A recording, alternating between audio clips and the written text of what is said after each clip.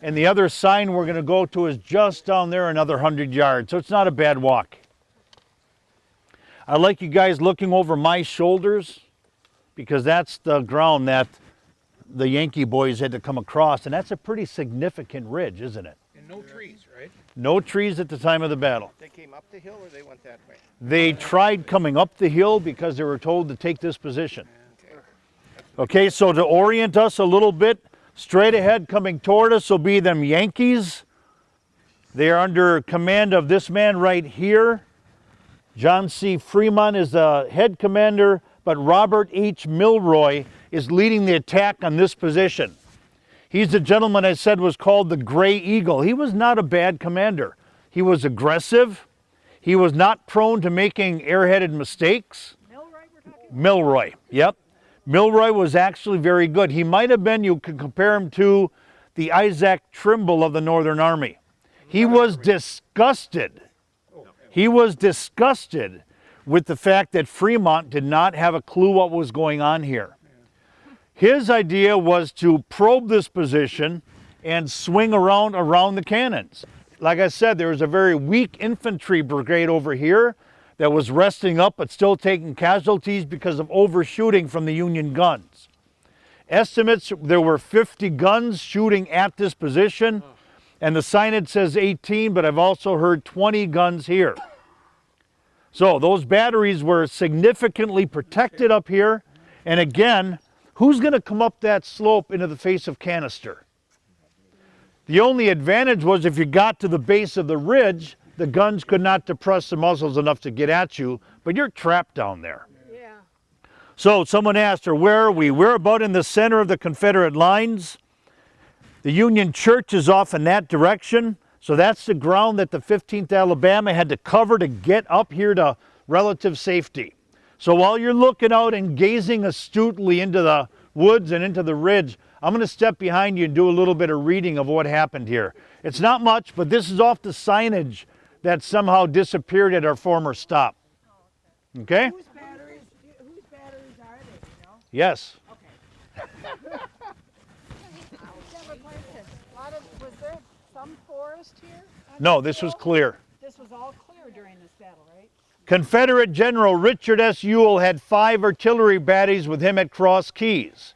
4 batteries in a 2-gun section, about 18 guns total. At the time of the battle on June 8th, the ridge was mostly devoid of trees.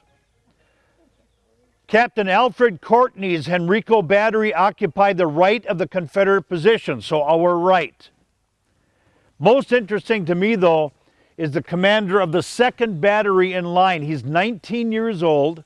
He's a Lieutenant Joseph W. Latimer. And eventually, Latimer becomes known as the Boy Major of the Confederacy. He was one of these guys like Turner Ashby, whose star rose so prominently, and yet he was so young. Can you imagine 19 years old with the responsibility of running a 4-gun battery? He does not survive the war. So again, like Turner Ashby and so many of the Confederates, they led from the front. They didn't sit behind the lines and say, go there and go here. They said, as Terry said, follow me, boys. Captain John Lusk of the 2nd Rockbridge was to the far left, and a man named Courtney was in between. So 4 batteries, again, the names are, this will be on the quiz, yes. Courtney, Latimer, Lusk, and finally, I made a mistake, on the far right is Robert Rice. So again, the purpose of our coming here is for you to see the position that Fremont thought he was able to take. He thought he was sending his men into the weakest part of the Confederate position. Instead, he sent it into the strength. What causes that? Poor reconnaissance, not having a map of the battlefield. There were none available.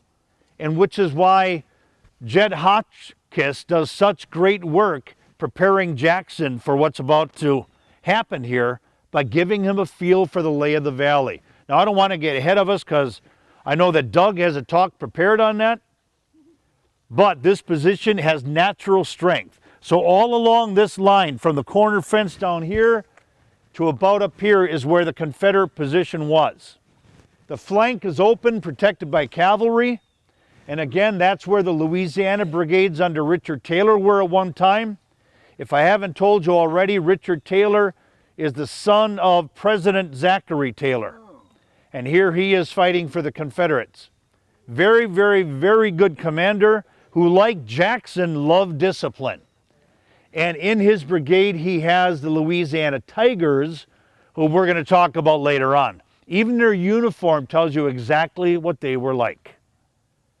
So, looking out through the valley again, you picture 11,500 men, only a portion of who are going to be engaged because of Fremont's orders. But Milroy is coming right at us, and they actually got onto these slopes, and there's accounts where the men are lying on the ground before you, where the muzzles of the Confederate guns cannot depress. And they know they can't go forward and they can't go backwards. So what are you thinking as you're lying down on the slope of this ridge, realizing you're in a tight spot? Okay? You see the reason we came here then? To see that view right in front of us. We're going to walk about 100 yards down to our right and go to the next signage down there and see what it has to tell us. What time of day was this happening? This battle started at about 8 o'clock in the morning. So by 9 o'clock, the troops are engaged at Union Church and head in this direction, so it's mid-morning. And one more thing to add, Jackson not only had Jedediah Hotchkiss, the master map maker, a good chunk of his army is from the valley. They know every farm lane, they know every path through this area. So keep that in mind when you realize the positions that he takes. So I'm going to repeat that for the sake of the camera. What Terry Arliskus just shared with us is that another reason besides Jed Hotchkiss's maps, who was from the valley, he had a lot of local boys here. A lot of these so-called brethren, but also troops from the 33rd Virginia Stonewall Brigade. A lot of it came from this area. And so they knew every farm lane, every back road, and strength of positions like this. I would say Richard Stoddard Ewell had done his homework, but the work of the 15th Alabama at Union Church gave them time to get this position a little more fully developed. So when Milroy came forward following those skirmishers, I have a feeling they might have been ready for him. Let's move on to the next sign. You got to cross that creek too. There's a creek in front. That's Mill Creek, yeah. I was going to mention that. Don't give it away. Ken, are we on? Okay. I'm just babbling for a while here, but I'll... I have a general question. Can I ask it now? You want to read the plaque too, Dave?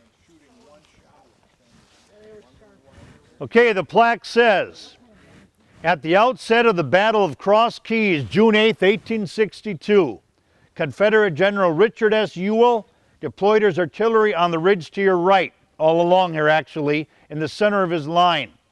At the time, the ridge was mostly devoid of trees. Captain Alfred Courtney's Henrico Battery occupied the Confederate right. Ewell later praised 19-year-old Joseph Latimer, seen in the picture, commending a section of Courtney's battery for gallantry. By 1863, Latimer was promoted and known as the Boy Major of the Confederacy. Other units here included John Lusk's 2nd Rockbridge, Captain Charles Rains' Lynchburg Lee Battery, Lieutenant Robert Rice's 8th Star Artillery, and Captain John Brockenbrough's Baltimore Light Artillery. But Brockenbrough's guns inflicted great damage on Federals advancing from the vicinity of the Union Church. Colonel Albert Tracy noted that the low and sullen roar of the enemy's guns quickly became a positive thunder. Charles H. Webb, a New York Times reporter, wrote that the diabolical precision with which shot and shell were instantly pitched at us exceeded anything I had before imagined. Few people are aware, untried, of how much or little nerve they may possess in near approach to that horrible tearing screech of cannonballs that are meant to kill. By the end of the war, 2 of the 5 Confederate battery commanders at Cross Keys were dead, as was a section commander. 2 other battery commanders were badly wounded. Lusk was wounded at first at Allegheny Mountain in 1861, a second time at Chancellorsville in 1863. Raines was killed in action in November 1864. Rice mortally wounded in front of Washington July 11th, 1864. Monocacy? And let's see, I lost it. Brockenbrough was struck at first Manassas, then suffered a terrible wound at Fredericksburg, December 1862, that incapacitated him from further active service. And our boy Lattimore was mortally wounded at Gettysburg and died in Harrisonburg, Pennsylvania, August 1st, 1863. He's buried in Woodbine Cemetery. And again, I keep on harping on how the ground is so important. I get the feeling the ridge is sloping off here a little bit, like we're in a saddle. If you look to our left, by golly, it is. So according to our plaque, the cannon started actually from here and ran to the right along the ridge toward the house through the fence line. So how many cannon were here? 18 to 20. 18 and right, like where did Starting here, it says, and running in that direction toward the camera. Probably on top here, dude. Yeah. I'd put it on top here. Well, Military Crest is right here, isn't it? Yeah, Well, but that's they were shooting from the other But they were side. shooting Yeah. from the other side. So they were actually behind us. So they're behind the ridge. That's a good point. Yes. Yes. That's why I'm here to help you out. Tom is here to correct all my mistakes. Oh, yeah.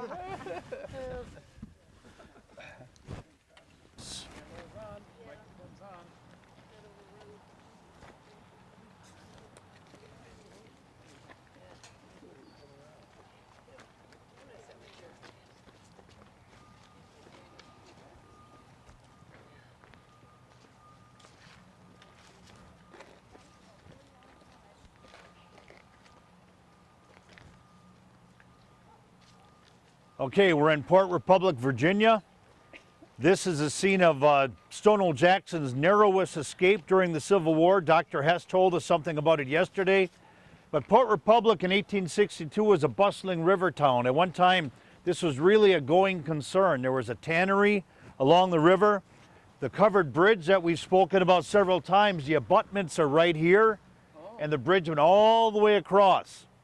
New Haven Drive, which is the Hess's road that they live on, I pointed out the house, would have come right down here and circled around right behind Jim Kaufman's nose right there. So you can see where the bridge would have been, obviously. All right, that bridge is important because Ewell is blocking Fremont up at Cross Keys, right? That fight happens on June 8th. On the morning of June 8th, as the guns are going off in Cross Keys, Stonewall Jackson is in Madison Hall, which is right down this main street here. You can't quite see it from here, but we'll go in there again unless Carmen shoots me. But anyhow, he is lounging on the porch. There's supposed to be a screen of Turner Ashby's cavalry across the forks of the river, the South River. The South River was much lower than the North River. It was passable in 3 fords, lower, middle, and upper ford. The upper ford had some Virginia troopers who were guarding it. The lower ford was guarded. There was nobody at the middle ford. Enter a man named Samuel Sprigg Carroll. And Samuel Sprigg Carroll was told to lead a troop of men into town, about 100 some cavalry, some infantry from Indiana, and he had 4 cannon. 2 of them were posted in a place called the Yost Farm, which is directly over in this way, and they had an ability to fire at right angles on this bridge. Their mission was to keep anybody from crossing that bridge to get over here. What was the prize that was over here? Some cavalry, Union cavalry, had come into town and discovered that Stonewall Jackson's entire supply wagon train was parked over here by Madison Hall. Infantry here, one way across the river, and if they could block this bridge, they have the prize of the war. 4 days before, Carroll had received orders to come in and burn the bridge. Then he got orders that said, don't burn the bridge. So this poor guy comes into town here. He has this prize in his grasp, and he has conflicting orders as to what to do. So again, 2 of the cannon are posted here, 100 cavalry ride into town, I think Virginia cavalry, which would have made them now West Virginia, right? And some Indiana infantry. They splash across the ford and they come to this position. Dr. Hess mentioned a man named Gilday. He had a cannon sitting right here, right where you guys are standing. And that cannon was pointed right across through this bridge. Another cannon, maybe where the bus was, actually at the intersection up here, was pointed toward Madison Hall. And then the real prize rode into the picture. That cavalry that was screening across the way, they were supposed to do the job of alerting that, you know, there were Union troopers in town. Well, they kind of did and they kind of didn't. They kind of did in the sense that they rode in and said, they're a-coming, and kept right on going. They didn't report to anybody who might have had the chance to get that news to Jackson. So how does Jackson hear that there's bad guys in town? Was it a gunshot? The cannons that came to town fired prematurely. If they had not fired prematurely, maybe Jackson never makes this ride. Because, of course, the cannon fire would have alerted him. What else could have alerted him? Well, there was a delay in crossing the river because the colonel commanding, a man named Chamberlain, maybe showed the white feather. Because all of a sudden he dismounts, he says he's not feeling well and he has to go throw up behind the building. You can't halt a raid because the colonel's puking. And so what do? You have a brave, studly young Irishman enter the picture. His name is Miles Keogh. Dashing, handsome, looks like several of you in the group, as a matter of fact. And Miles Keogh takes over command of this unit because they're without their colonel. As I said, there are conflicting orders. Does Carroll burn the bridge or doesn't he? Jackson's army is across the river on the treeless hill over here. They see all this going on, and nobody remarks that it's possibly Yankees. Again, do we have a confusion with blue uniforms? I think that's debatable. But the fact of the matter is, it was Sunday morning. Jackson, being pious, was preparing to worship. He planned to worship with the 33rd Virginia and the rest of the Stonewall Brigade, but Fulkerson, a colonel who commanded the 33rd Virginia, didn't always get along with Jackson, and he wanted to drill his men that day. So you have one regiment up and prepared, the rest are cooking, cleaning, some are swimming in the river, bathing. Down the street a little bit, camped in the front yard of Madison Hall, is John Harmon in charge of the wagon supply train, and Jedediah Hotchkiss. The town is going through their Sunday morning routine. It's as peaceful as it gets until that moment. And that moment occurs when Jackson hears either that first cannon shot or a child comes running up to the front porch, a child known to be responsible and of good reputation.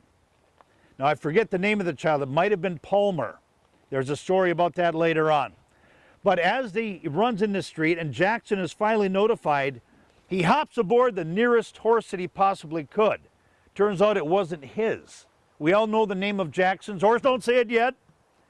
But he started galloping off down this street we're on right now and realized he was being unchivalrous.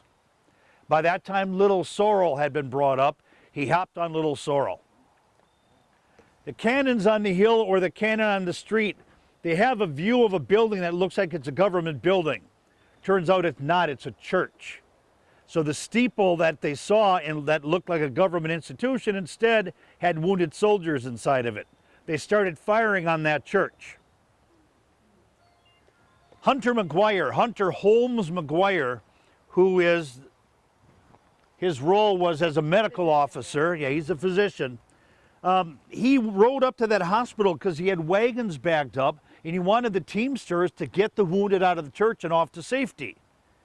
When the slate started coming off the church roof, they abandoned their positions, were heading out, and he pulled out a pistol threatening to shoot them.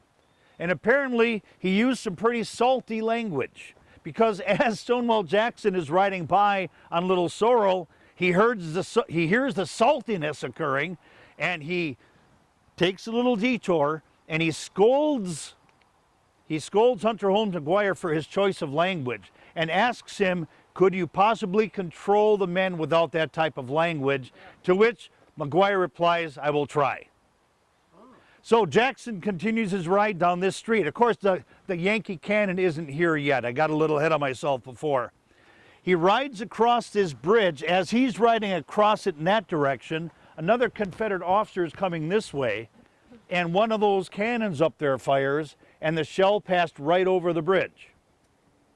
So Jackson is now safely across.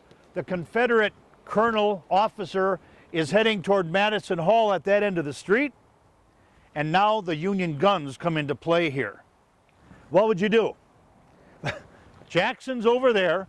As you heard last night, he's wearing his VMI uniform, which was what color? Blue. On horseback.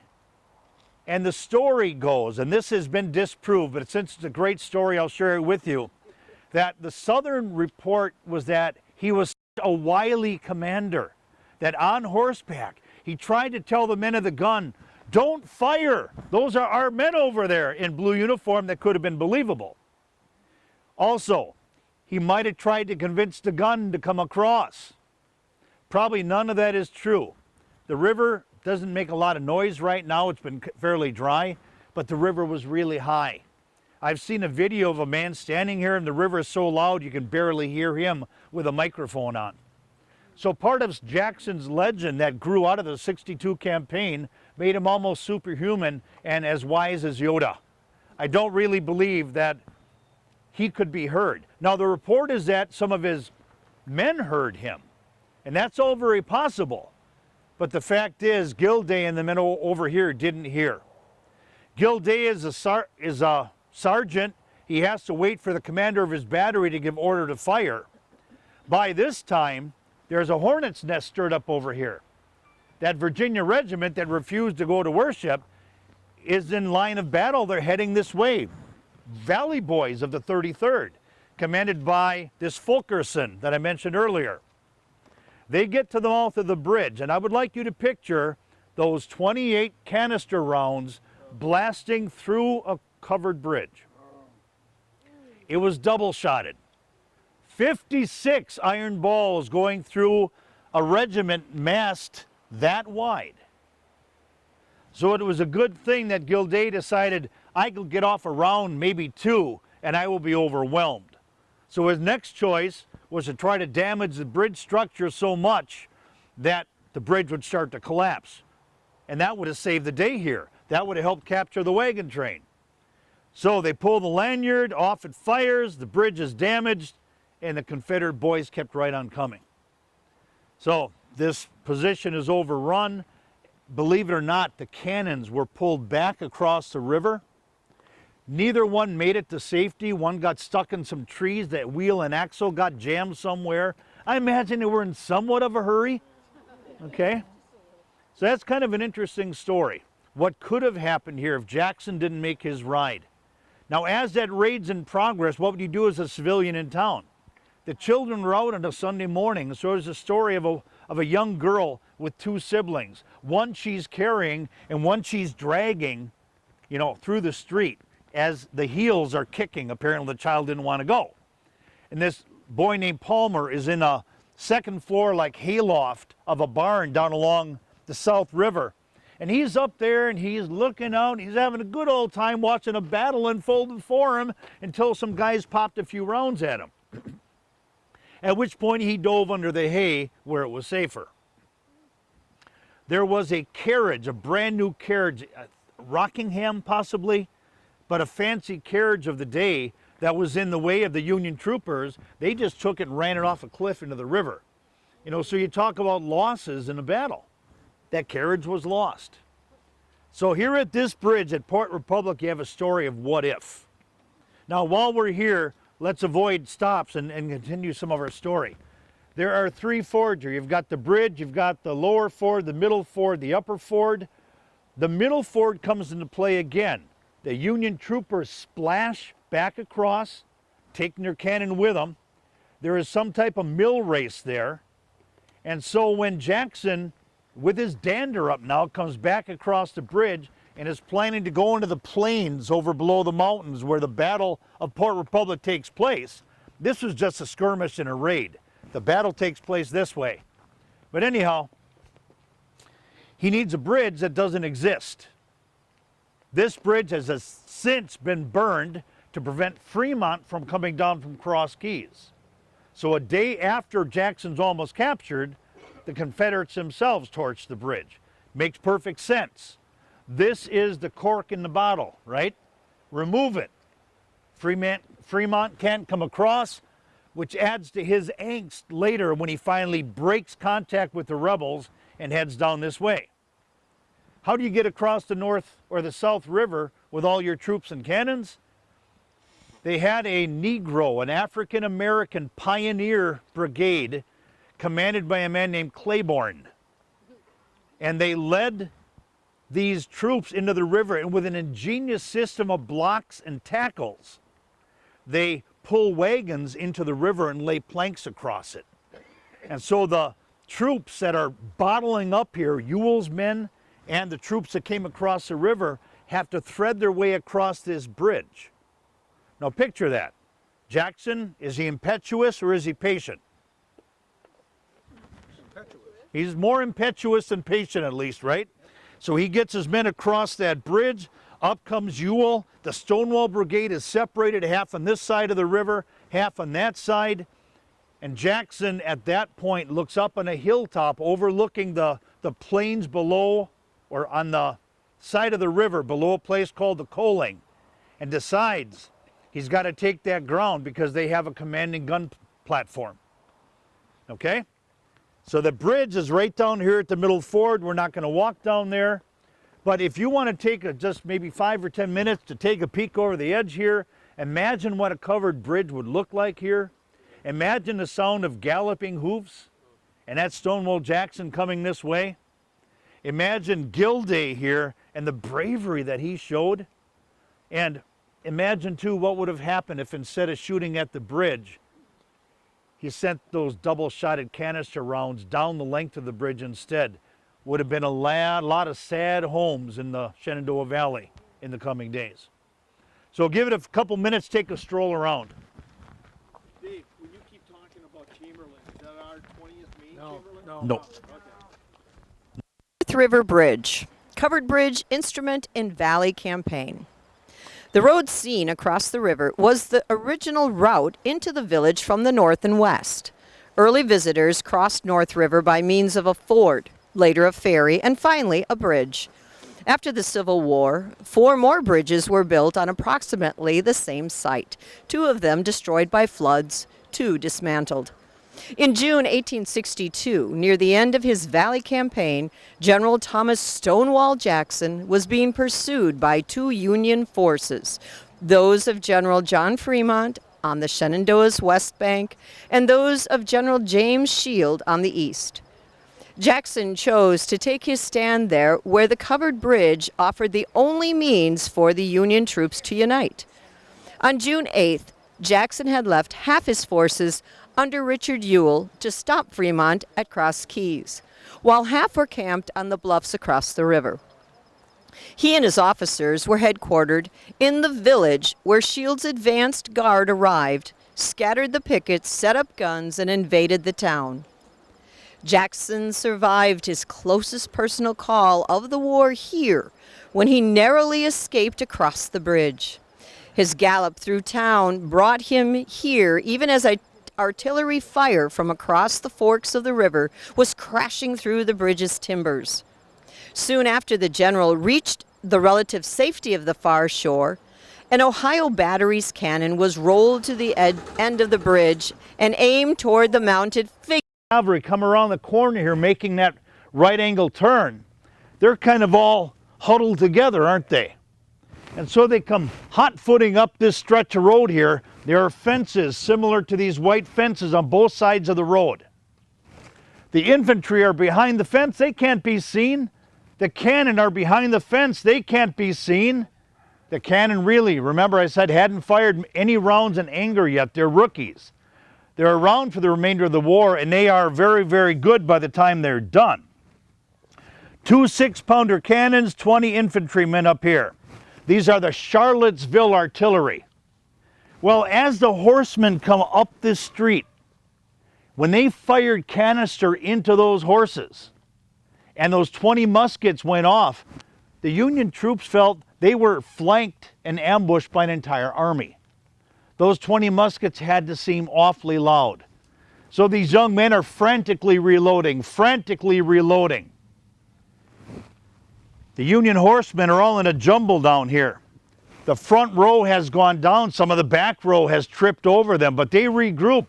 They go around the corner out of sight, and they're going to come up and try one more time. Is that foolhardiness or is that bravery? Well, by this time, the Confederates are starting to move forward a little bit. What's the best offense? What's the best defense? Sometimes a crazy offense. So they are outnumbered. They are really outgunned because the Charlottesville artillery wasn't all that good yet. But finally they place themselves in a position where when they fire canister, pieces of fence are flying too, causing grand havoc among those Union troopers. What happens next? Well, riding with the Union troopers are the 3 men that they had captured. Who are they? Crutchfield, the artillery chief, car coming. Hunter McGuire, and this lieutenant, no, you're good, Franny, coming this way, and this Lieutenant Willis. They were in the midst of that charge when the first rounds of musketry went off. And how he survived,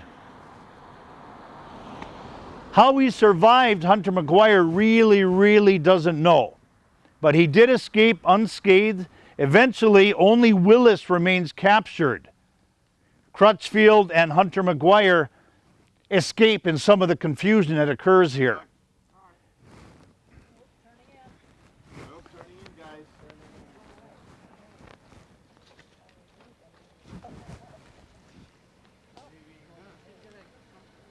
Another car.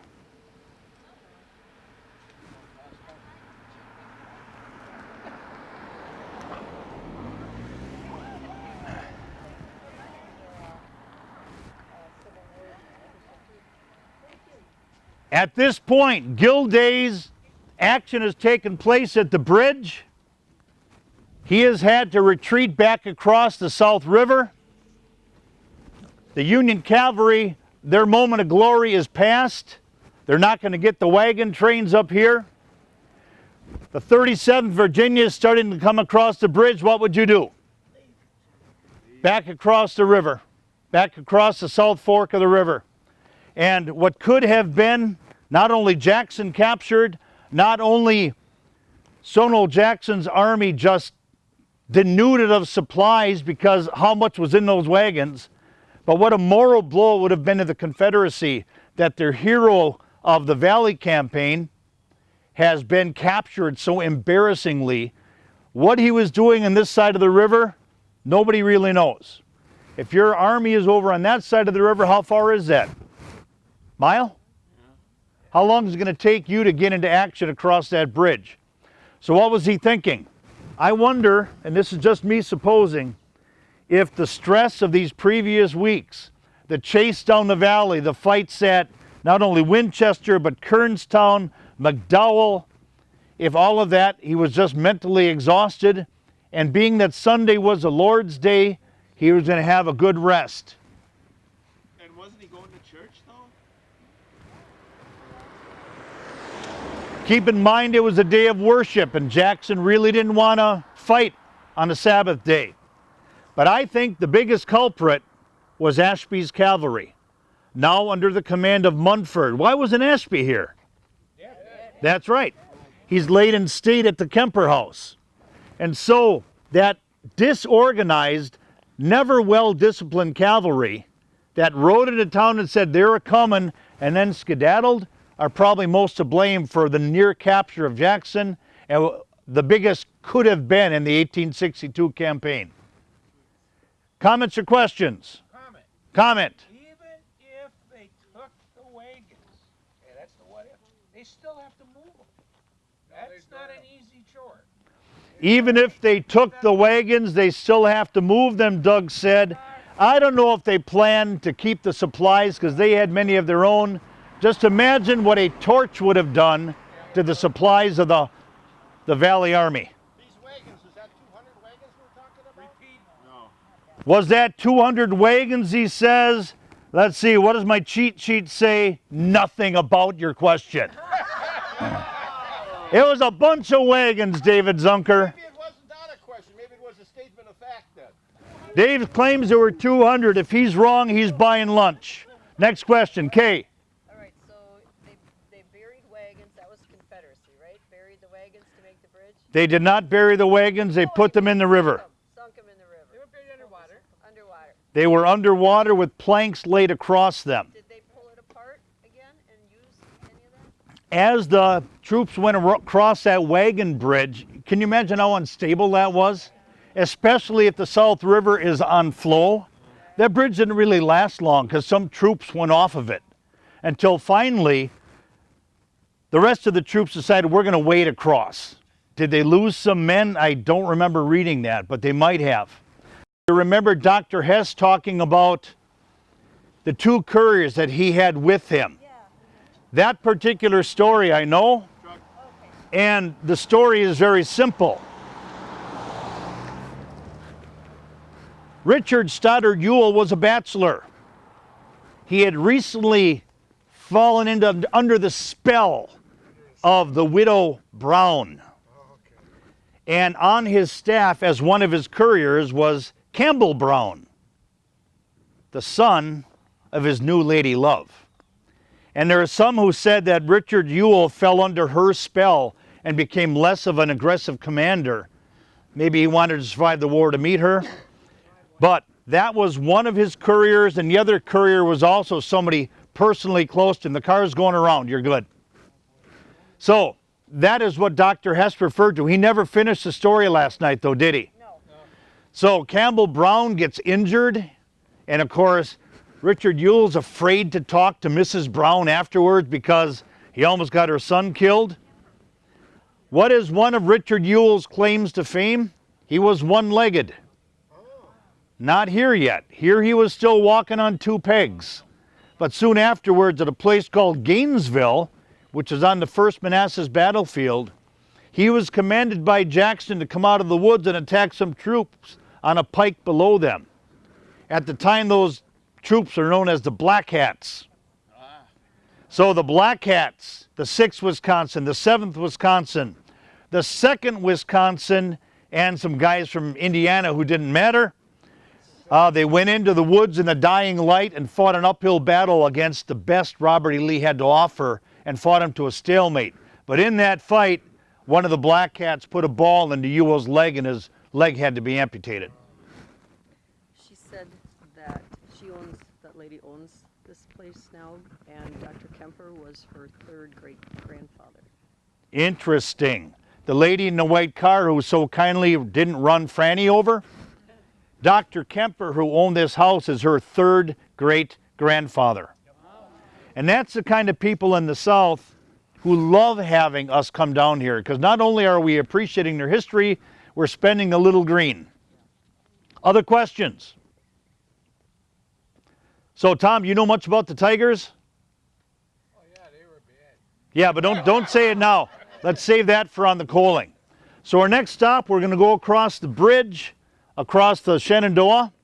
We're going to take a hard left onto a route that is called Jackson Way. For some reason, who this Jackson was, we don't know.